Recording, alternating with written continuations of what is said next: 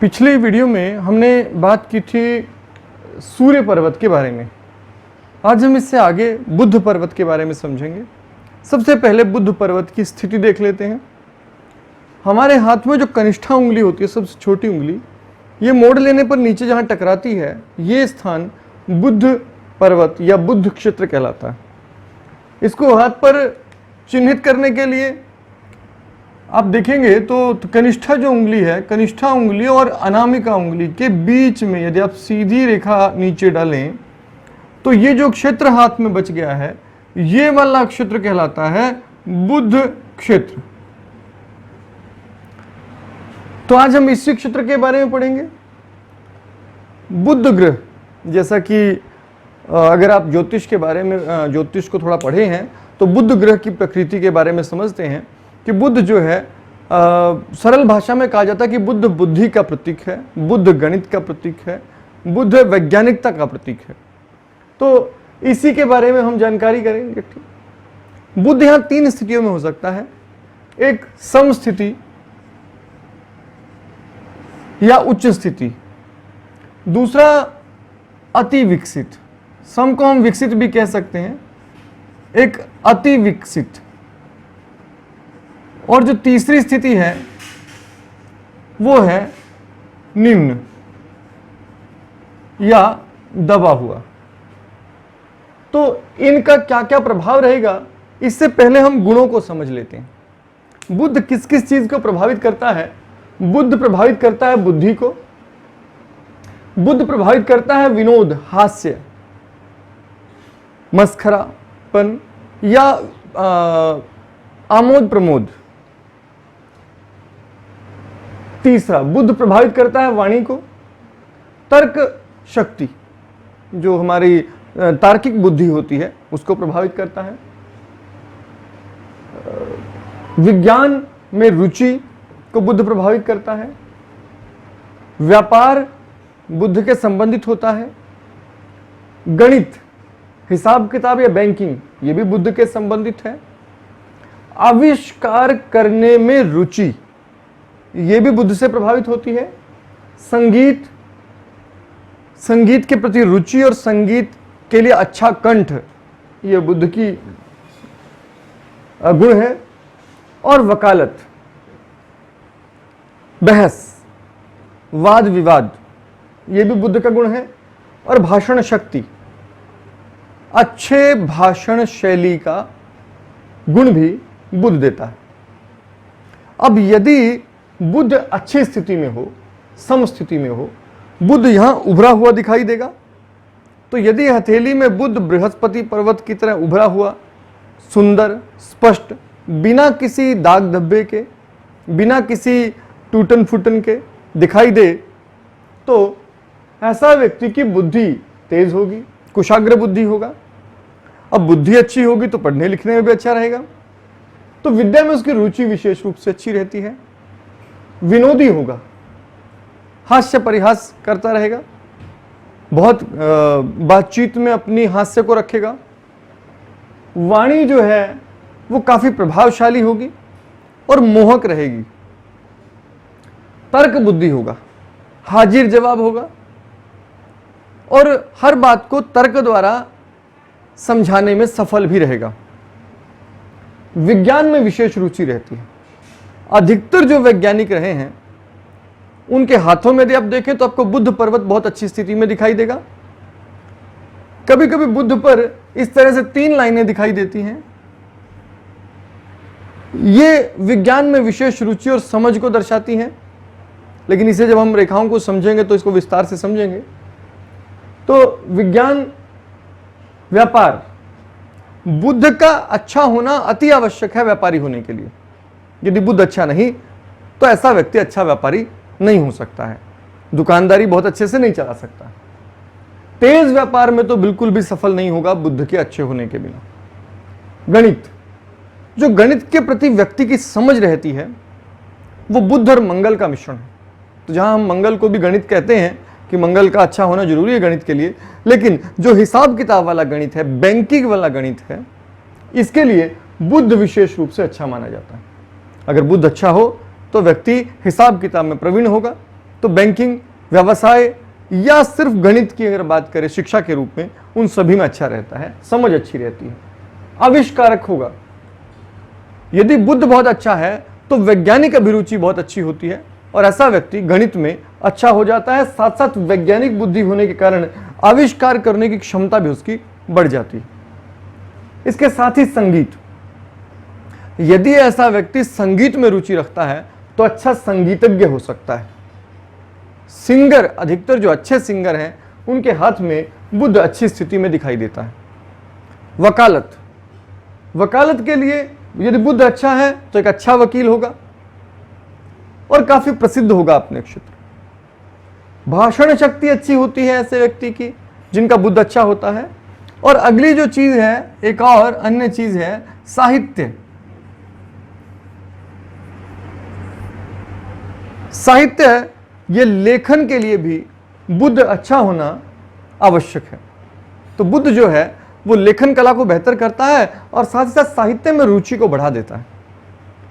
तो इसीलिए आप देखेंगे कि अधिकतर वैज्ञानिक बुद्धि के लोग भी साहित्य में काफी रुचि लेते हैं, वो लोग जो आविष्कारक रहते हैं। तो ये तब है अगर बुध अच्छी स्थिति में है। यदि बुध अति विकसित हो जाएगा, अब क्योंकि कुशाग्र बुद्धि तो बहुत ज्यादा हो गया, बहुत तेज बुद्धि का हो गया, लेकिन उसके गुण खत्म हो गए, गुण अवगुण में बदल जाएंगे और अब ऐसी स्थिति में ऐसा व्यक्ति चालबाज होगा, धोखेबाज होगा, चालबाज होगा, धोखेबाज होगा, धूर्त हो जाएगा, अपने लाभ के लिए, अपने व्यापार के लिए किसी को भी हानि कर सकता है। तो निश्चित रूप से बुध का अति विकसित होना शुभ संकेत नहीं है। ऐसा व्यक्ति अधिक बोलने वाला वाचाल हो जाएगा, क्योंकि बुध बोलने का गुण है। अब बुध बहुत अधिक बली हो जाएगा तो वाचाल हो जाएगा, व्यक्ति अधिक बोलेगा, तथ्य होंगे लेकिन अनावश्यक रूप से बोलता रहेगा। तर्क बुद्धि बढ़ जाएगी, लेकिन जहां तर्क नहीं करना है वहां भी तर्क करने लगेगा। वैज्ञानिकता, अब वैज्ञानिकता असल में एक सीमित स्तर पर होने पर ही वैज्ञानिकता दिखाई देती है। इसमें जो वैज्ञानिकता है वो वैज्ञानिकता का गुण केवल दिखावे का रह जाएगा। ऐसा व्यक्ति आविष्कारक नहीं हो सकता। ऐसा व्यक्ति की विज्ञान में रुचि स्थिर बुद्धि की नहीं रहती है, स्थिरता बुद्धि में नहीं रहती है, और स्थिरता रहने पर आविष्कार की क्षमता जो है कम हो जाती है। गणित, हिसाब किताब में वो निश्चित रूप से अच्छा होगा, लेकिन सिर्फ निजी हित के लिए ही इसका प्रयोग करेगा। आविष्कारक नहीं हो सकता, क्योंकि आविष्कारक के लिए मन की स्थिरता बहुत आवश्यक है, वो चली जाएगी। संगीत में इसकी रुचि अब भी होगी, किंतु संगीत में बहुत आगे बढ़ पाने के लिए स्थिरता से काम नहीं करेगा, जल्दबाज होगा। ऐसा व्यक्ति स्थिरता से काम करे तो संगीत में बेहतर कर सकता है।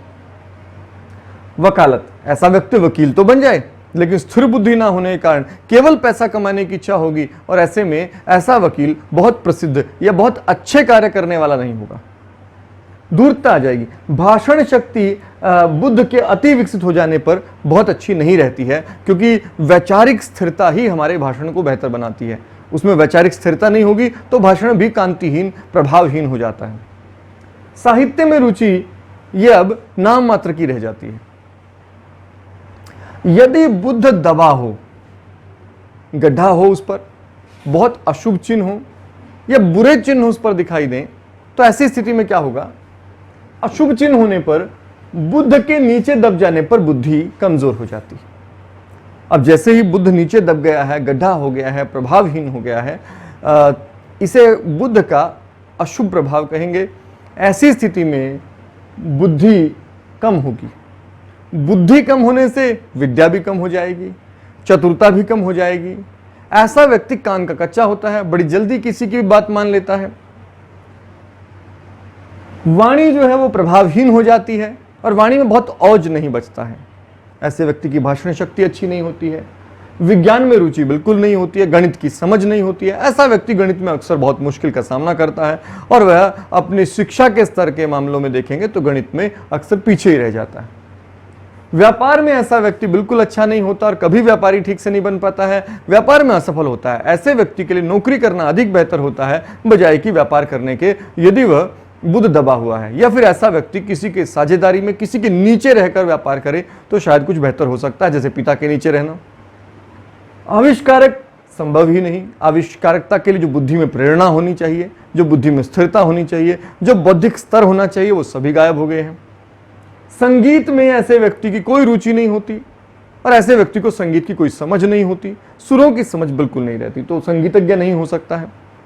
वकालत ऐसा व्यक्ति नहीं कर पाता है। ऐसा व्यक्ति को वकालत जैसे कानूनी पेचीदगी कानूनों की वो समझ नहीं आती। भाषण शक्ति भी ऐसे व्यक्ति की कमजोर हो जाती है, और साहित्य की बिल्कुल समझ नहीं होती, उसे साहित्य में कोई रुचि नहीं होती। ये तो हमने बात की कि जब हम बुद्ध पर्वत 3 स्थितियों में हैं, लेकिन बुद्ध पर्वत को देखने के साथ साथ हमें बुद्ध की उंगली पर भी ध्यान देना होगा। जैसा कि मैंने बताया था, कनिष्ठा जो है उसकी सामान्य स्थिति दूसरे पर्व की पहली लाइन के सीध में रहती है, ये इसकी सामान्य स्थिति है। यहां होना बुद्ध की उंगली की सामान्य स्थिति है।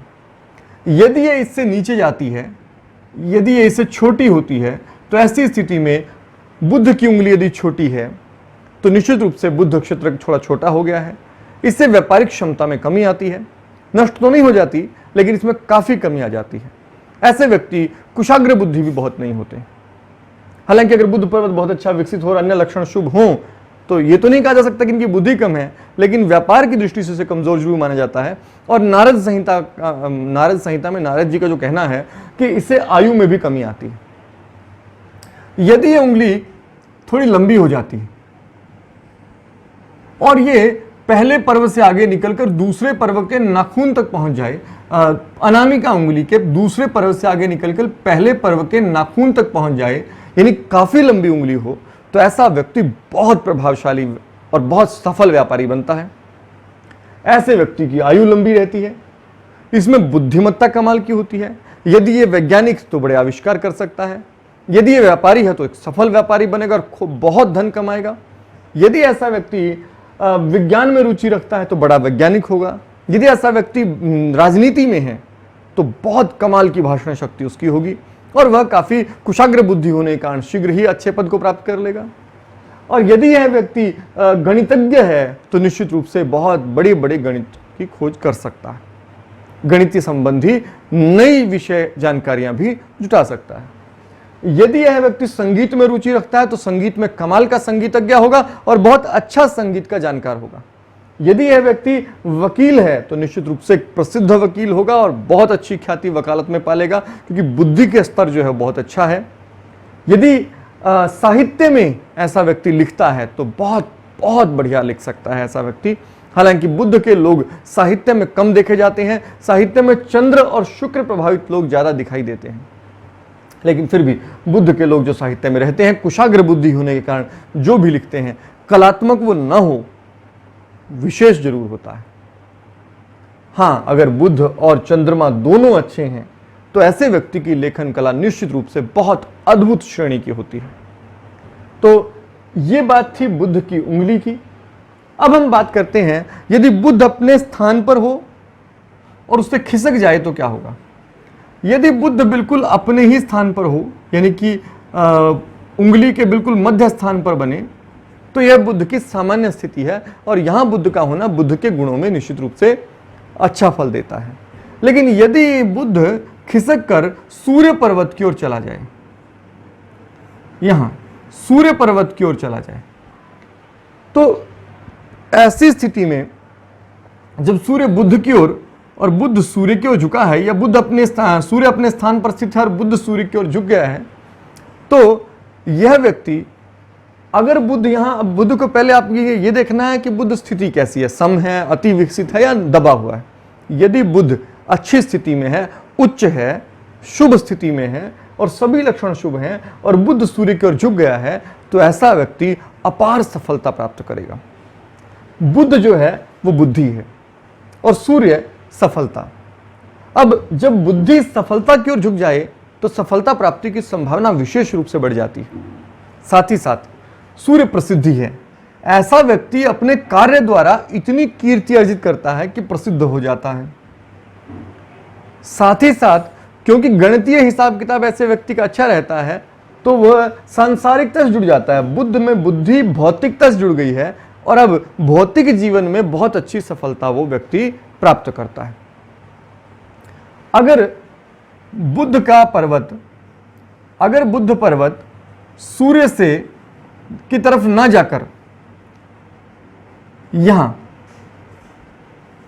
हथेली के छोर की ओर खिसक जाए, तो ऐसी स्थिति में आपको हथेली में इस तरह ऊपर सा निकला हुआ दिखाई देगा, उठाव हो जाएगा, मांस की पोटली सी दिखाई देगी। इसे बुद्ध के लिए बहुत अच्छी स्थिति नहीं मानी जाती।